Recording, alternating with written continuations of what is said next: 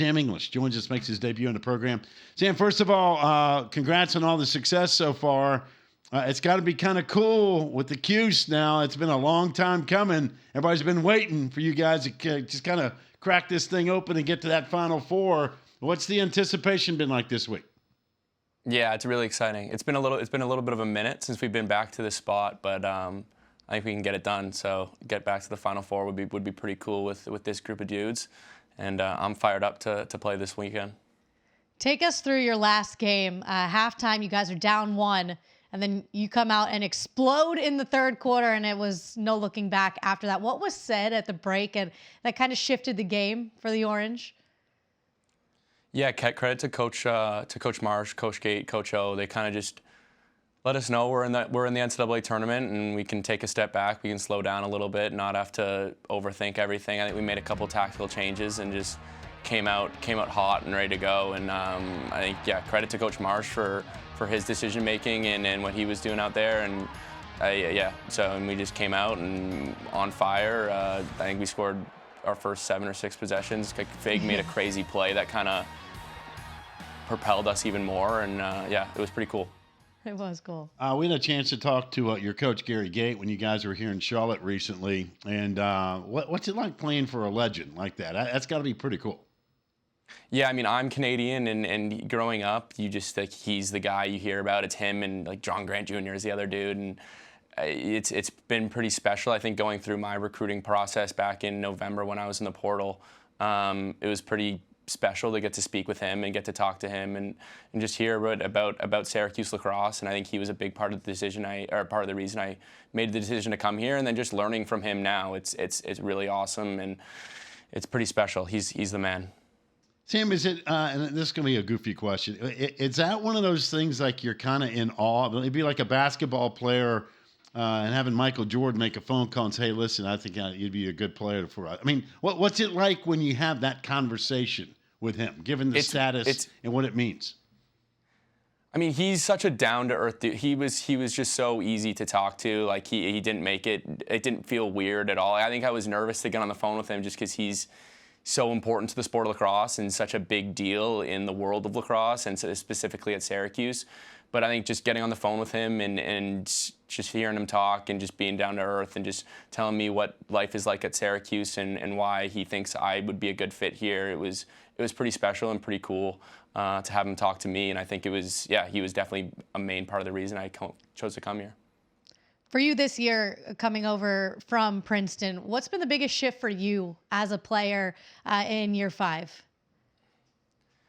I think I'm playing a little bit more defense than I usually did before. I think we've got so many threats on the offensive side of the ball that I think I add some value back on the defensive end. I'm playing a lot of more wings than I ever did at Princeton, a lot more defense than I ever did, and just letting guys like Joey and Finn and Leo and Hiltzy get to work.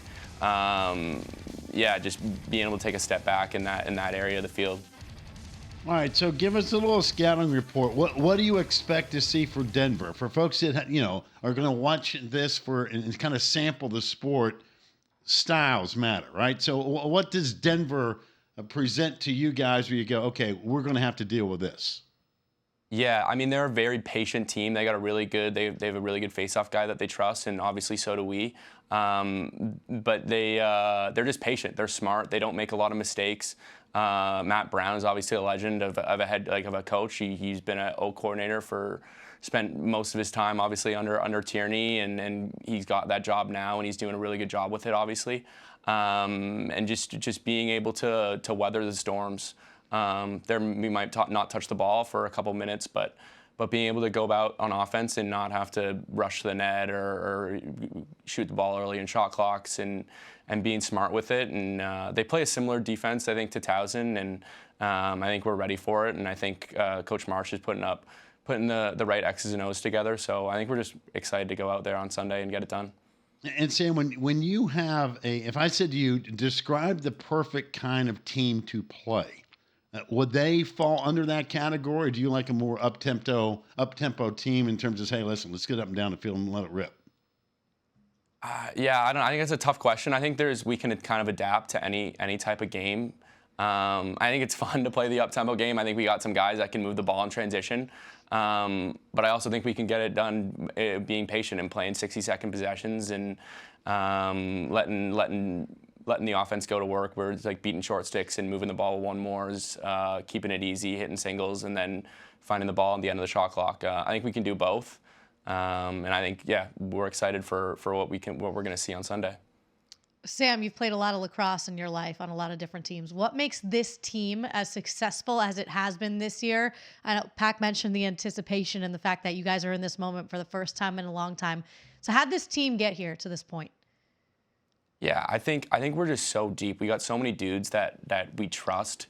Whether it's Chris or on defense, it's Nate Levine is playing really well. There's so many guys on this team that we trust that can go out there and when they had the ball in their stick or when they're playing defense, I know they're going to get the job done.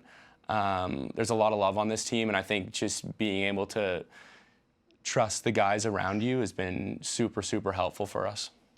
You know, Virginia, Duke, Notre Dame, they're also playing this weekend. Playing in this league, I would assume, kind of makes things a little bit easier heading into a weekend like this, because you really don't catch a breath in this league, do you? No, you don't. I mean, we've seen all the best talent in the country, I think, and we were successful against that. We went 3-1 in the regular season, in the ACC regular season, and I think that's prepared us massively for the playoffs, especially. And I know, you see it now when you had a chance for another ACC tournament in the Final Four, and we were successful last weekend, and hopefully we're successful again this weekend. If you're going to talk about being prepared for things, you have several brothers. Ty, I believe, in North Carolina plays lacrosse. Brooks at Johns Hopkins, who's going to be in play right after you guys this weekend. A younger brother, I believe, as well. There's another one in the fam. I want to know what that dynamic was like growing up and all of you guys playing lacrosse and competing.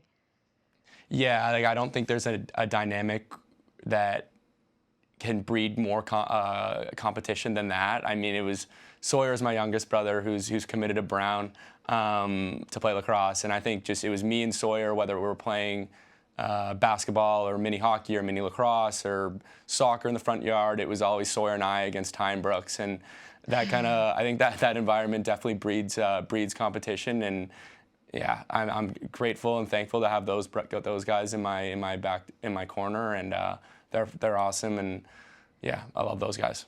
You know, it's like all those Spalinas you got up there in Syracuse, man. Joey Spalina. Exactly. That's Taylor's favorite player, Joey Spalina. When he was on here the last time, he was telling me all the crazy stuff he and his brothers used to do. So I have a funny feeling it kind of runs in the family there, doesn't it?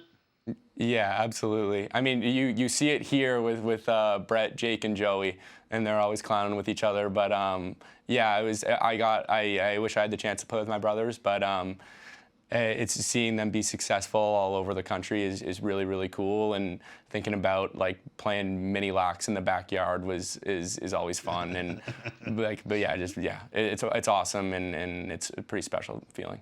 All right, so how does the fam handle this weekend with both you and your brother playing back-to-back like this? Well, so I think Sawyer's also got the high school national championships on Friday night. So I think my dad's going to be in Connecticut this weekend, and my mom and Ty, who's unfortunately not playing, but they're going to be in Towson on Sunday to watch me play at noon. And then Brooks is hurt right now, but they'll be watching the Hopkins game as well. It'll be good stuff. Sim, listen, we appreciate you making time for us today. Continued success, and again, we're hoping for not only you guys but everybody else in the ACC just to make it an ACC affair at that Final Four. We wish you the best. I appreciate it. Thank you very much.